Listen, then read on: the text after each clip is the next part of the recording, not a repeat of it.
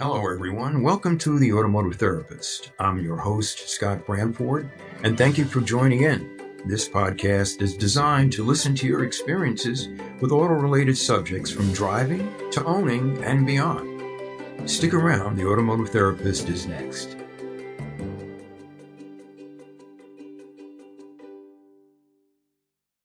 Good morning, good afternoon, good evening, wherever you are in the world.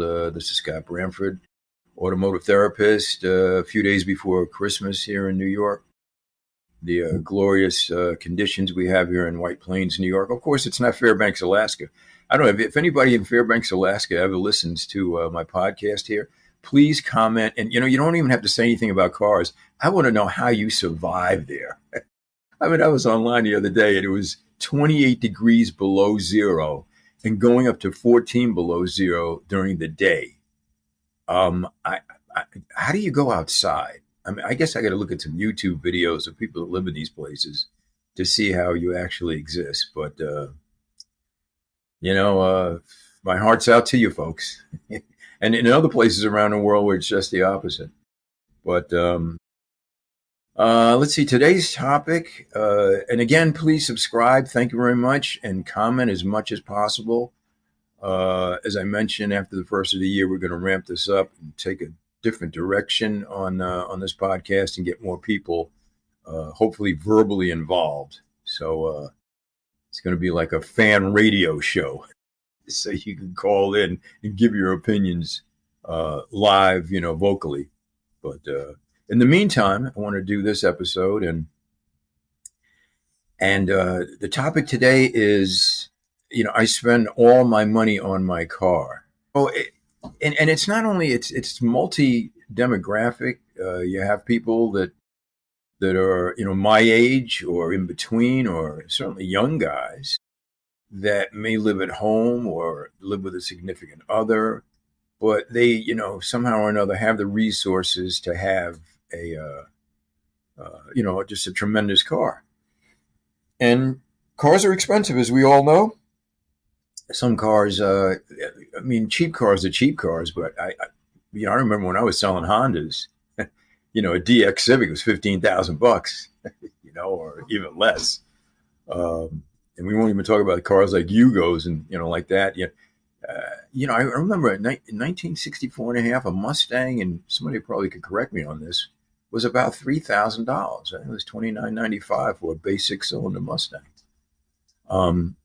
Of course, times have changed dramatically, and it's certainly not uncommon, to have a six, seven, $800 car payment now.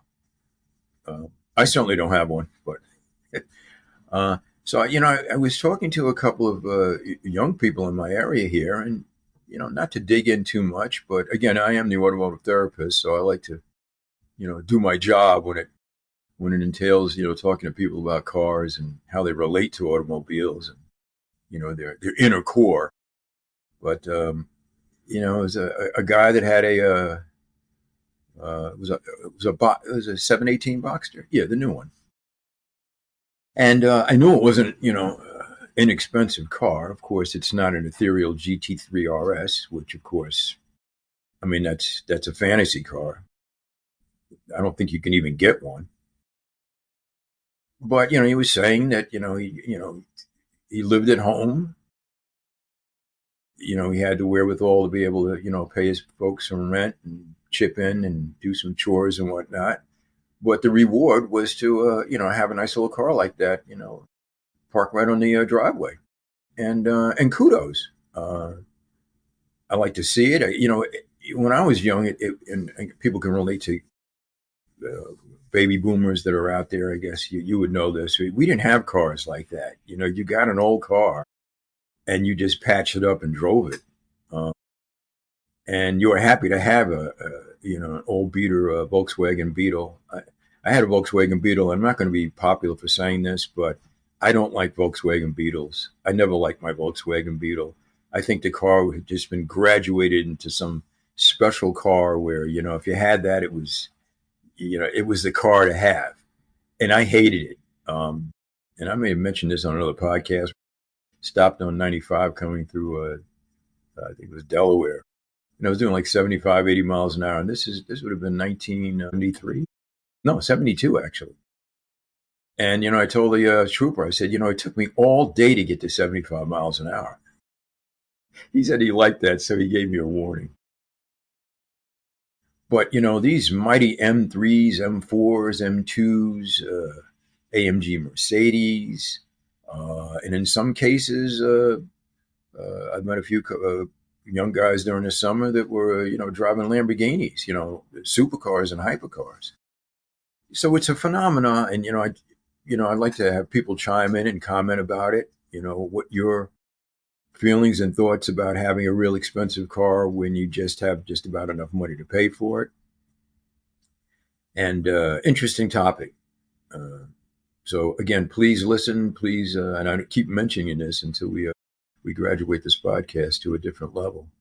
And tell us what kind of cars you have. I mean, if you want to talk about something else, I have these episodes and topics just to kind of do a spin on what people really think about their cars and how they relate to them. And the other part I was going to kind of mix in with this is driving in bad weather.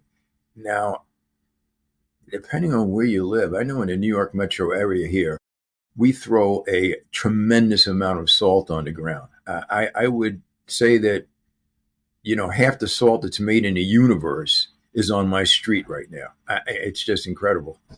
And, they just repaved Central Avenue here where I live on maybe last year. In a couple of winters of salt, and it's just all cracked up and decayed again. So I think you got to use a little bit of sense about how much salt you use, and I know the roadways have to stay clear and be maintained, but it's just kind of ridiculous. But lately, I've seen several cars, really nice cars, driving in these conditions. Um, I mean, I don't know about you folks, but I don't take my car out once the first salt hits the ground. It's plenty of time, to take it out in the spring. And actually, along those lines, I probably start the car once a month. I really should start it more often. I think modern cars, you really don't have to worry about it that much.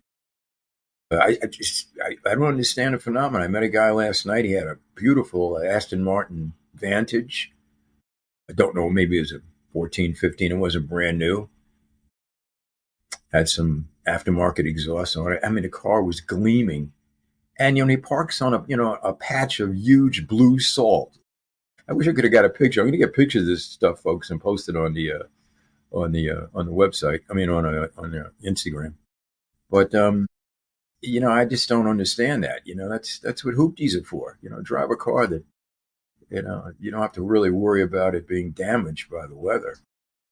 And of course, slipping and sliding and braking and just dealing with the normal vicissitudes of bad weather. We all have to deal with. Uh, Please chime in about that. I'd like to hear about your bad weather experiences, bad weather driving experiences, and I know some of them are probably pretty harrowing. Um, but let's see how much time we're on right now. We're on an 8 minute and 30 something second cast here so far. I mean, I can throw in a couple little history things that I remember about driving in bad weather. I went to school in Lake Grove, New York, in high school. It was a private school, kind of a special chartered New York State school, and it was kind of weird. I mean, I got to go there kind of free because I worked in the kitchen, and I remember when I was leaving, they actually wrote off my entire tuition there, and it was rather expensive at the time, just because of my work position there. It was pretty cool. But I remember we had a Seder, and we had a really, really one of those big nor'easters. And I had a 1970 Grand Prix. My dad had just got that, about 16, 17 years old. And I was driving along that expressway, and the snow was just like scraping against the bottom of the car. I There's no car I can think of now that would have made it through a storm like that. And there were cars strewn all over the place. But this thing was just so heavy, and the back and rear axle just dug in. Honestly, I don't think I had snow tires on that car. Um, And the base model Grand Prix and cars of that nature, Ford and Chrysler cars, that was back at a time when cars came with bias ply tires. I mean, radial tires were an option on a car.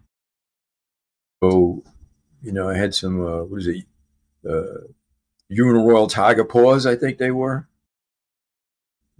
It was, I made it was just really incredible. And, we all have experiences like, especially growing up around the country and around the world. But please, stay in touch, stay in tune. I apologize, I'm not feeling too well, so if I'm bumbling around on this cast today, again, I apologize. We'll do better the next time. But please comment, please subscribe. Please tell us about what your experiences are. And if you have any kind of weird stories, I am the automotive therapist. I'm listening. I'll guide you through it as much as possible without a degree. Anyhow, have a great time, a great holiday. Safe out there. Happy holidays to you. And thanks for joining. Again, I'm Scott Branford, the automotive therapist. And we'll see you real soon. Thank you.